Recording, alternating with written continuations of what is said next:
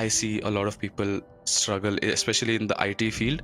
They think that they can do it with English. Trust me, no one is calling you for interviews if you do it in English. The rare cases which you see on Instagram, don't trust that. Go through your course, whatever your course list is. So to go through each and every course to understand what will be taught, because that is exactly what is going to be taught in the future as well. Bad aspects of my German are less bad than the bad aspects of their English, because they feel their English is much worse than our German. So I am studying at the University of Stuttgart. I'm studying computer science in English. So it's English. University of Stuttgart, that's really nice, because I remember when I was in the application phase, I think I applied for the commerce program. That's the computational mechanics. But I remember it's a very competitive program. So, firstly, like, yeah, I think I already told you congratulations when you told us the news. But yeah, again, if I haven't told it, then congratulations for getting into Stuttgart. It's a big deal, actually. Thank you. Thank you. Yeah. I studied at PICT, which is Pune Institute of Computer Technology. It's a Mm-hmm. college in Pune. It's affiliated to Pune University, that is Savitribai Phule Mm-hmm. Pune University. Yeah, yeah. Yeah. And before that, I completed all of my like primary education, so secondary education, everything from Millennium National School, which is also in Pune. So yeah, Yeah. almost like, so all of my education is fully based in Pune. You would not be surprised by the fact that there's a lot of Maharashtrians who do end up coming, and it's unsurprisingly a very good concentration of people from Pune who do end up, because I think Right. the environment around there is set up in a way where either the students are the ones who kind of motivate the juniors to come here, or it's the, let's say, the market which kind of does it. There's some consultancies and stuff like that. So yeah, I think Yeah. it's not surprised that a lot of Pune people are in Germany. How has it been then? First semester is done. You're at the start of the second semester. How has it been? Yeah, so the first semester is completed. It was really good. I learned a lot of things on the way, because I had actually, after completing my bachelor's, I was working for 2 years full time. And after that, I Mm-hmm. came back to studying. So I learned a lot of things of coming back after a 2 year gap uh, Yeah. of full corporate life, right? And yeah, the semester overall was great. German winter was also pretty good. This time it wasn't so harsh. Yeah. And yeah, I mean, overall it was a great experience. I traveled a few places as well. And I'm not surprised when you say that when you come back from a corporate life, it's kind of difficult, because if you say 2 years, I'm assuming you graduated somewhere in 2020 or 2021? 2021, yeah. 2021. So you graduated right out of the pandemic, like when I would say before the Omicron wave hit us. Yeah. So how was that experience, like finding a job during pandemic and getting into a company? How was that? Like, did you have placements? Did you get into the company, or how was it? Yes, so we had campus placements. So uh, our campus placements actually start 1 year before we graduate. So it started off immediately in the beginning of the year, so around June 2020, and it goes on till like Mm-hmm. March 2021. And initially, I had planned to immediately come here, because of which I joined Mm-hmm. Bharat in Germany Academy around uh, I think September 2020, August or September Yeah. 2020, and I had started preparing my LOR, SOP, everything. But around November of 2020, I came across this thing that it's comparatively easier to secure a job here if you have some kind of experience prior to coming. And if you are Mm-hmm. getting a choice, if you have a choice of taking up a job or coming here, it's better to take a job, because then you increase your chances of getting a job here in Germany. So then in November, I dropped my plans of coming, so which was almost like halfway through the campus placement season. But then I Mm-hmm. started sitting for companies around November, and I got a job in January 2021. So after 2 months, and then yeah, then I worked for 2 years, and then I came here. But yeah, me had campus placement, so that was comparatively easier than looking for a job on my own. This point about having work experience. So I want to ask, are you doing any sort of work student right now, or a sort of internship or something? Did you apply anywhere yet? I have started applying this semester because I wanted to take the first Mm-hmm. semester to off just to understand how the culture here is, and how people work, how demanding the studies would be, so that I could get a Yeah. better understanding of how I could balance studying and working at the same time. So I've started applying Hmm. since the last, I think, 3 to 4 weeks. I've started applying very actively to places, and I've also been attending company fairs. But yeah, surely if you have some experience, it does help. I would say I will agree with that to a point. How I would put it across is, if you have relevant experience in the Yeah, field where you know you're going to study your masters in, right? true. Hmm. Then it really helps a lot. If you have, let's say, not so relevant experience, but you are in an industry where experience in a corporate culture is valued, then also yes. For example, I have zero relevant experience. I have experience. I have worked for 2.5 years or something, but none of it is relevant to what I am doing. But what I noticed was, you having that competitive edge because you know how to work in an environment, right? You know how to Yeah. work in a corporate culture. That does help, because I see a lot of people who are, not getting calls for interviews because, directly out of after bachelor's they've come here, which means, it's questionable whether they are easily going to get a call for a full-time job. Not the same case with a work student or an internship. That's much easier to get, because Yeah. companies are much more forgiving to that. So I think you'll have a good time. Especially the name of Stuttgart University is going to help a lot. But yeah, and I really like one more thing you said, like taking the time, taking the first semester off to actually, I mean, not off, but taking the first semester to understand how the system works. Because especially for someone who comes after a break of their bachelor's, right? Especially 1, 2 years, you kind of forget how you want to study, because in the Yeah. final year of your bachelor's, you're not studying. You're basically just doing projects and barely attending classes. So it takes a while for you to get into the groove, and on top of that, it's a completely different system. So I would always suggest that it's good thing, and I'm glad you did it by your own, kind of intuition. That's a good thing you did. I study at TU Braunschweig, so I know that a technical university can be quite tough, because it's a very research based type of course. It's always, really focused on the theoretical aspects of things. So I'm really curious as to how did you cope up with the course workload or course demand of the first semester. If you're regularly working, right, if you're regularly doing your assignments and stuff, by the end of it, by the end, when your semester starts ending, you've already also done a lot of things and you've studied a bit as well. So when you actually finish, when the semester ends and you go into the exam season, you have something already, already a lot of things which you can use to answer questions or to Hmm. prepare well for your exams.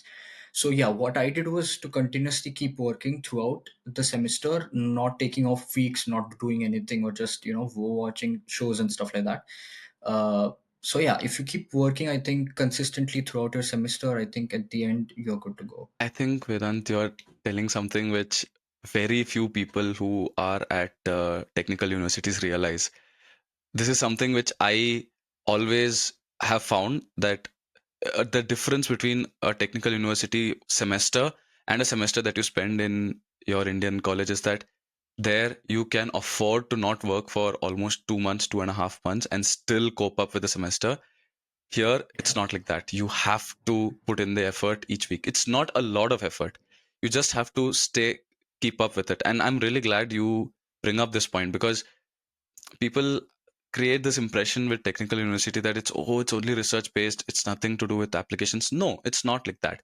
Yes, there is a lot of research based stuff, there's a lot of theoretical stuff, but if you do it in the right way, it allows you to build such a strong foundation, which, as I am in my sixth semester, I can see it being really, really helpful. You're in the first Mhm. semester. How many credits have you done till now?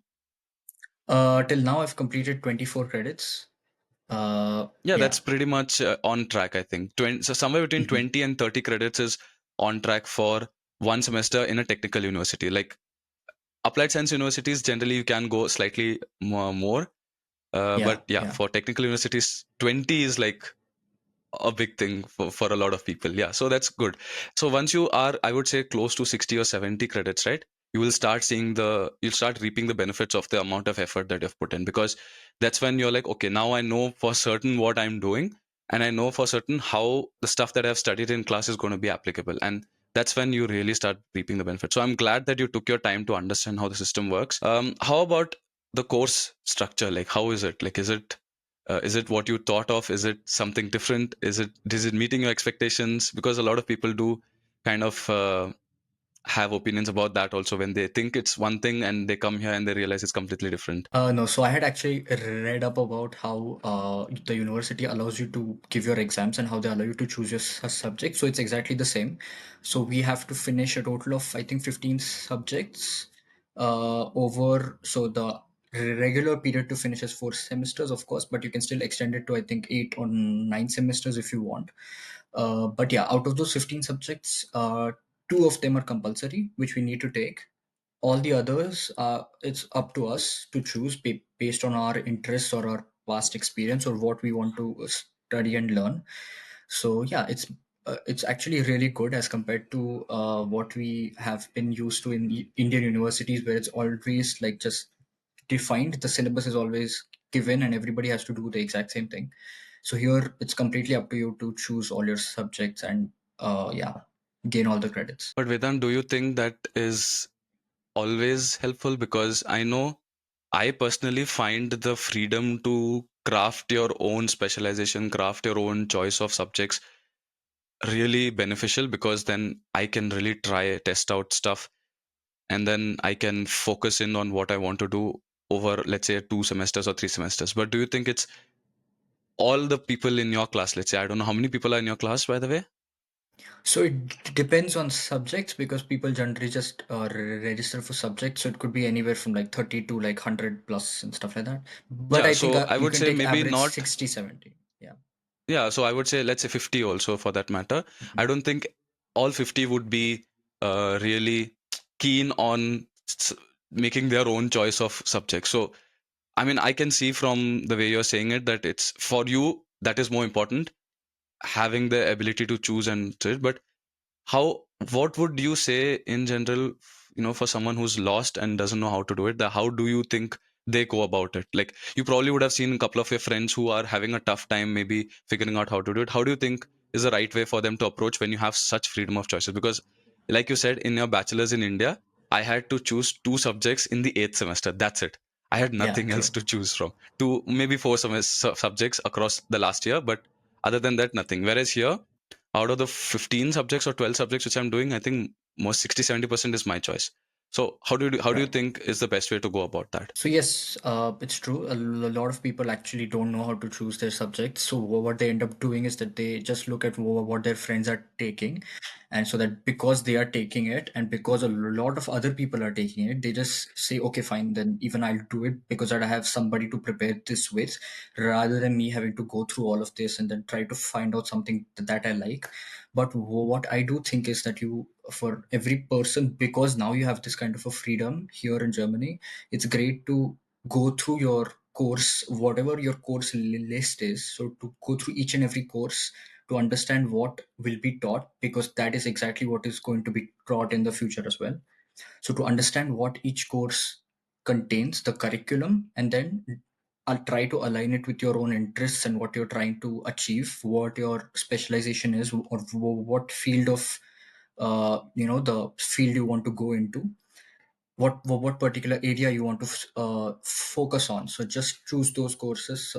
I mean, so that it actually helps you to get good marks because it is of your interest, as well as get a good job later because you know what you're doing and it interests you overall. Yeah. Maybe choosing what your friends choose is the wrong thing. I always suggest not to do that.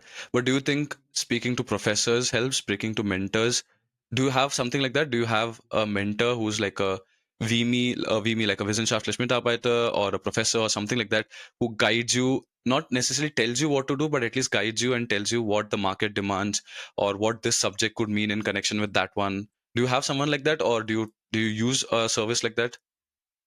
I do have a mentor, but it's more like a student association kind of a thing. Who's like a student who already stays here. He's like a native German, so I mostly Mm-hmm. talk to him about German bureaucracy and German language and such, and life in Germany, more than actually Mm-hmm. driving my career or driving my choice of subjects. But yeah, so my choice of subjects is fully dependent on what interests me and what my field or Hmm. my focus demands, where I want to apply for jobs, what it actually requires, the skills that it requires. So I totally focus on that. So those skills I try to find it through job postings that you have, for example, on LinkedIn or Stepstone or Zing or something like that. I understand that maybe a person doesn't help out, but yeah, see, how do I say it? Not everyone who comes here always has the exact idea what they want to do. They have a general idea of what they want to do. And even if they do have an idea, they do not know what's the pathway to get there. Do you think in those cases, professors are open to have a discussion? Professors are willing to kind of guide students and let them know, okay, if you choose this, this is what that means in the industry. If you choose this, this, and this is a type of profile you can go into. Like for me, I remember my professors were really helpful to tell me that okay, based on like the five subjects which you already have, if you go in this direction, then you need these three subjects. If you go in that direction, then you need these three subjects. And then I had to pick and choose, obviously, when I wanted to do. But I think that was really helpful for me. And I think there's always this stigma because in India, professors are not so approachable, right? Not everyone Yeah. is so approachable, and not everyone is so particular about guiding. Yes, there are good people. There are who have help you out, but in general, there is a sort of distance or a wall that you have between your professors. Like, how is it in your experience when you see it, for example, in University of Stuttgart? Yeah, professors are definitely very helpful. So if you genuinely have questions, and if you like show them that you're very interested and keen to understand things, then they will definitely help you out. You just need to, arrange meetings with them beforehand. You can't just walk into their office and start talking. But yeah, professors definitely help. And plus, there's also a program manager, which we have for each program at the university. So even if we like shoot her an email or just want to talk to her, we can definitely arrange a meeting and then just go up to her and ask her questions. So yeah, everybody is very helpful here. Yeah. Connected to that, I want to ask this.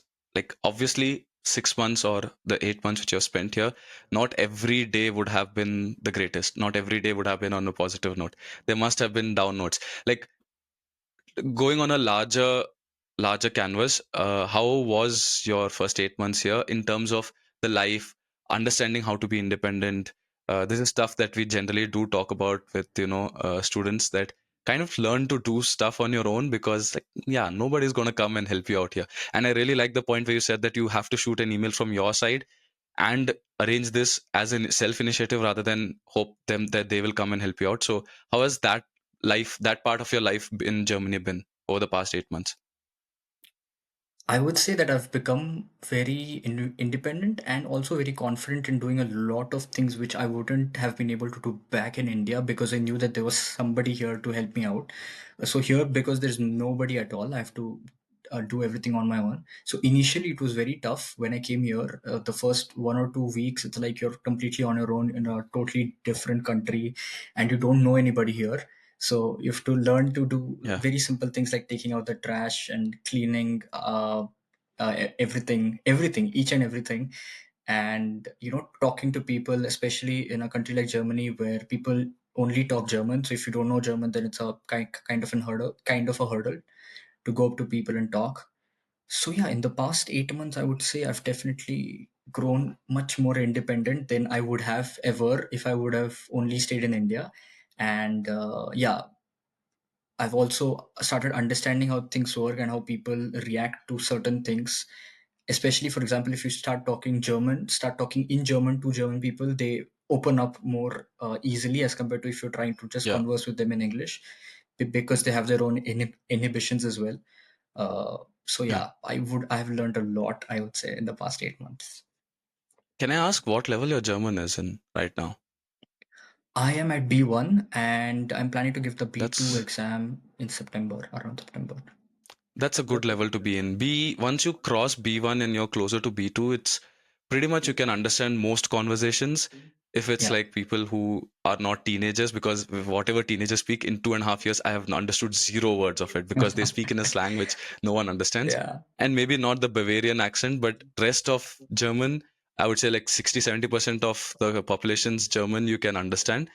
And Yeah. I really do agree that because the inhibitions which you talked about, they have, right?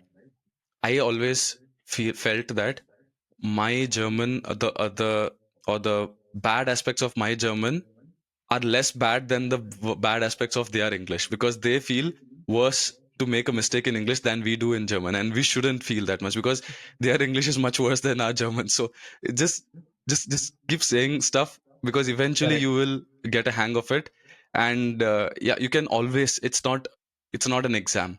You can always sneak in English words when you speak in German. That's the one thing which I think a lot of people struggle with, and is that like, oh yeah, in my class I was told not to speak English words, but I'm like, yeah, but these people always speak English words. You can always mix and match, and you can think back in India also when we speak in Hindi, Marathi, or any other our mother tongue, we always add in Hindi, in English words or words from other True. languages, right? And that's a very Yeah. common thing to do. So it's very ridiculous to expect that you'll only speak everything in German. So once I that thing clicked in my head that once I came out of the classroom and I had to speak German to the people outside, then I realized I don't have to really think about all these words in German. I can just say the stuff in English and try to connect the words. And if I'm able to explain to them by using, very broken German, also still they are able to understand as long as I Yeah. put the True. effort in. So Hmm. that's a good Yes. thing. Yeah. And I'm glad you're giving a B2 because let's say September is end of the summer semester. So by the time you start looking for internships or thesis positions, you have good German, and it really does help because I see a lot of people struggle, especially in the IT field. They think that they can do it with English. Trust me, no one is calling you for interviews if you do it in English. The rare cases which you see on Instagram, don't trust that. Yeah. People are like, Yeah. you come True. here, you get it in English. No, you're not. You're getting like one person, two persons get out of 10. Not everyone gets it in English. So I would Yeah. say, especially if you want to work in like good companies, it's ideal that you try to learn German, and I'm glad that you're doing it. In terms of your direction of your masters, what is the direction that you're focusing on? Like, because you have a few semesters still left for you.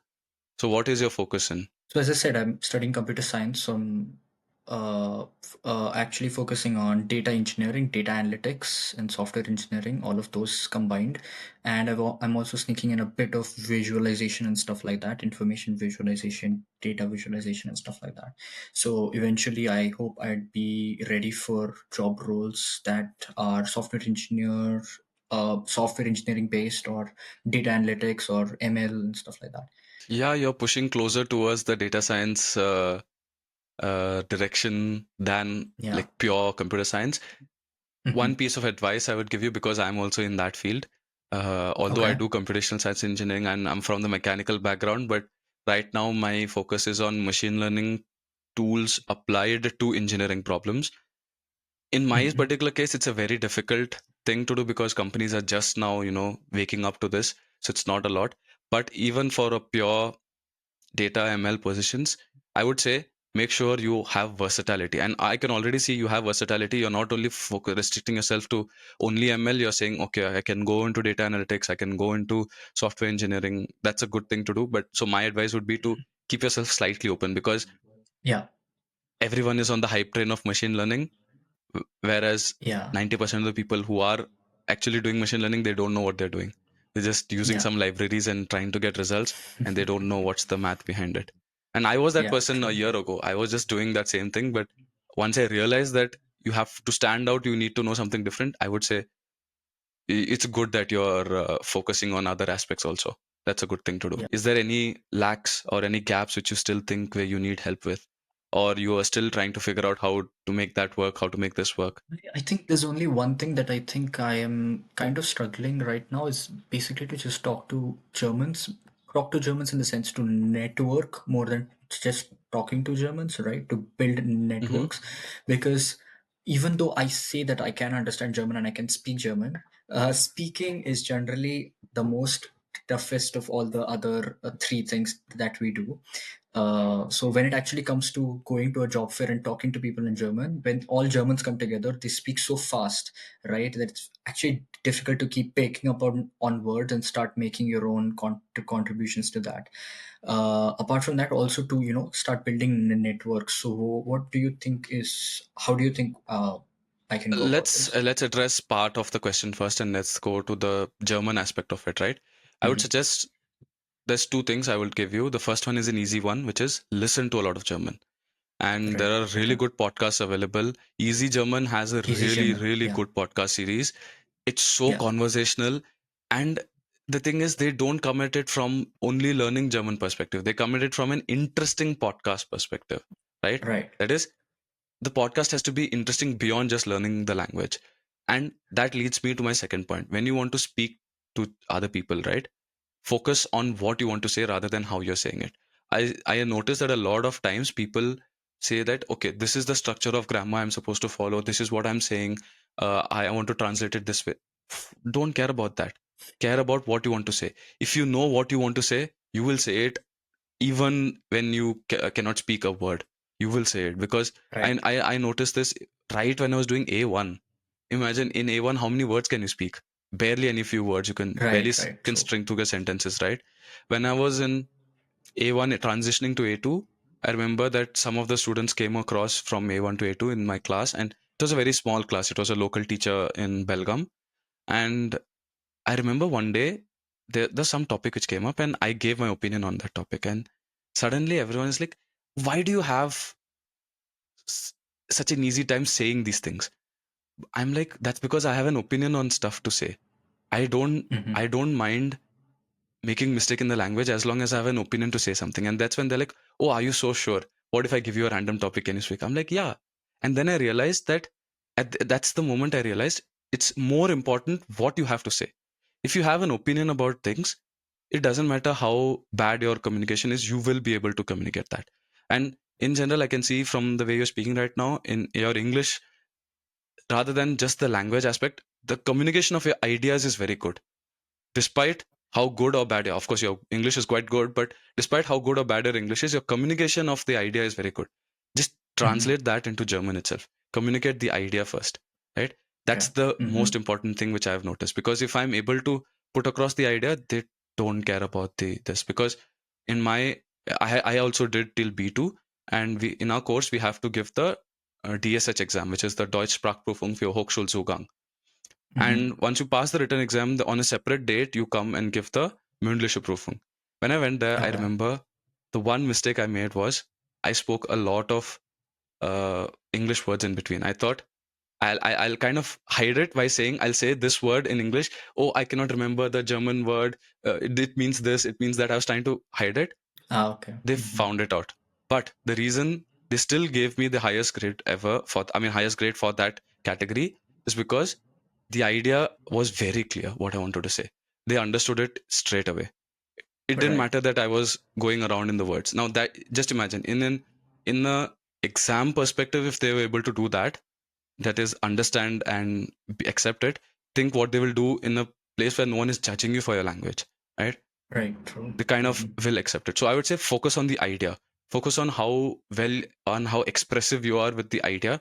Don't think too much about the language. About networking, networking is it's a tricky issue. It depends on the course. It depends on your social uh, let's say appetite. It depends also on the type of events you're exposed in. I would say being in Stuttgart is a good thing because there's a lot of stuff happening in and around Stuttgart because it's a big industrial area. I would say see if you can go for a lot of job fairs. Um, Hmm. Depending on the work you're doing, see if you can attend some workshops. I know a person, a friend of mine, who was to move near Stuttgart, near Ludwigsburg. And just before that, he went and attended a workshop there. And luckily, where he was moving to, there was one person from there also. So he was able to connect. The Oh. company he was going to work in, there was one person from that company at the workshop also. And that workshop Okay. was completely in German. Like the only way I have noticed is to absorb German as well as to imbibe into the networking zone is to just immerse yourself in it. Just be like fully into that zone, whereas where you have no escape, you have to talk to people.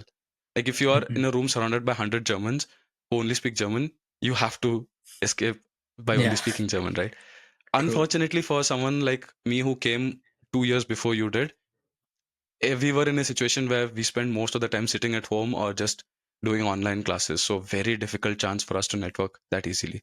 So, but we Okay. had other things which we could do. We could focus really on the courses. We could focus really on projects and stuff. And yeah, I would say do that. Do try to go to these messes and don't think twice about making a mistake.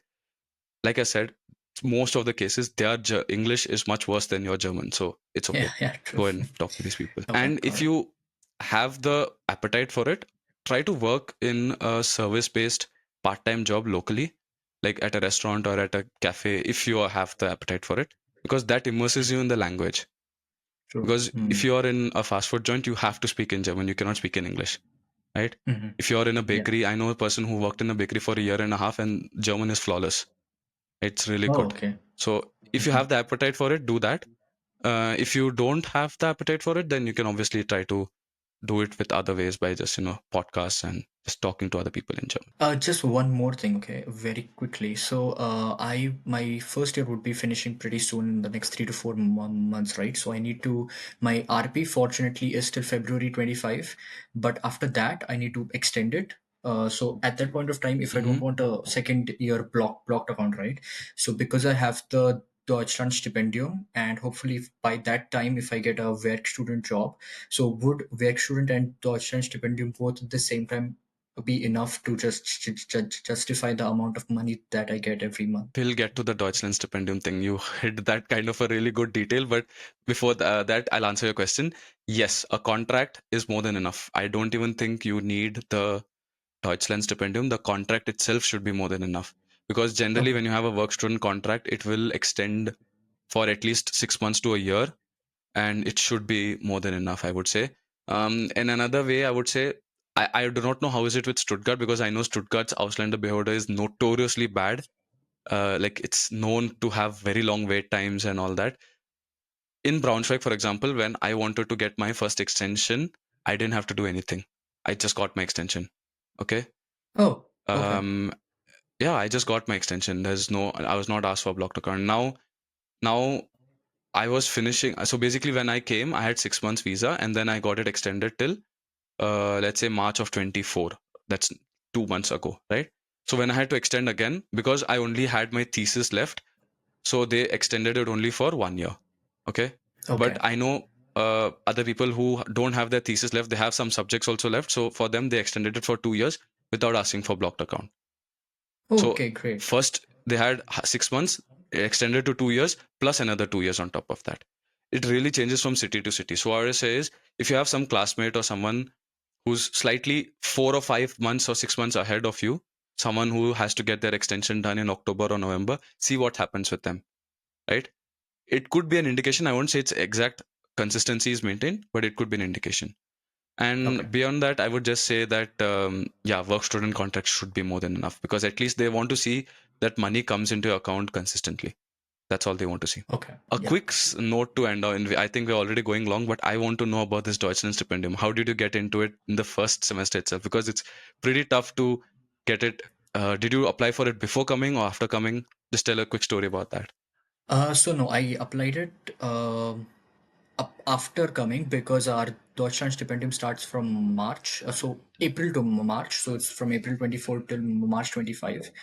So University of Stuttgart has a application period in January where they ask you to send your applications, which is like a big application form, which asks you to specify a lot of things. For example, your academic performance over the past few years, your publications, your social contributions, and stuff like that.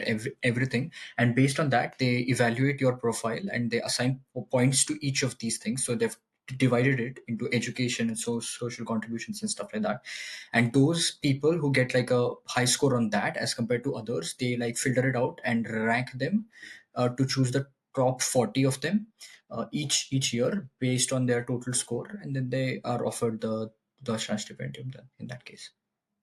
That's I know. Yeah, the I know that Deutschland Stipendium is one of those things which doesn't depend only on the academic stuff, and it really depends on everything else also. So I really like that you noticed the point about social contributions, because yeah, that's one thing which I've noticed where a lot of rejections come in when you only are focused on one thing, which is your academics.